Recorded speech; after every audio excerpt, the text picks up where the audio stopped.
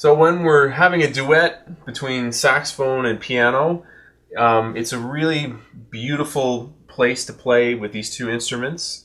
When you're the saxophone player, one thing to be aware of, the saxophone can be quite loud, and when you're just getting started, playing it quietly can be one of the bigger challenges. So I actually really like playing duets with piano players because it lets me practice keeping a really full sound but not blowing as loud as I possibly can. The other thing to think about when you're starting out is that the saxophone and the piano are not in the same key.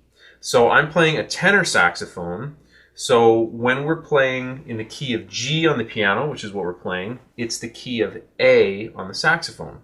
So our notes are not going to be the same. And one of the easiest ways to make this work and keep it simple is if I think of my first note as being A as the number one, and Kenny's first note is G as the number one, and then when I say play the first note of the scale, we can be talking about the same thing at the same time. It's like our ones are starting in different places, but they sound the same.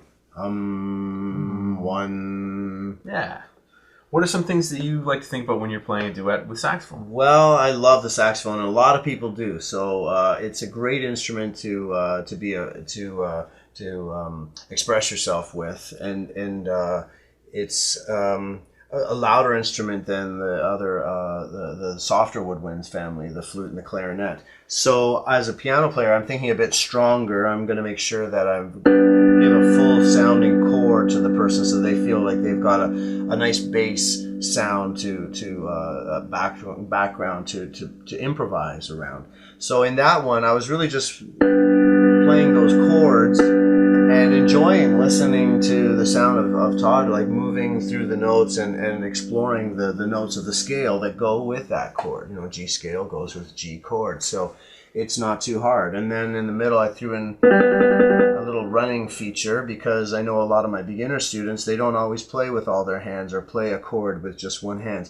You should figure music out how it makes sense to you. So if I show a student sometimes do, re, mi, fa, so with one hand, well, I've had a lot of beginner students that come up and say, I can do that. And they do it with one finger because that's where their brain's at. So that's something you should allow yourself to do. However you explore it, though, make sure that you're also listening and looking as much as possible as you can at the people you're playing with. Because when you start to play with a duo, eye contact is really important so that you know when we're beginning together and knowing when we're going to end together. So using our heads to nod the ending or nod the beginning is a great way to stay on the same track. Yeah.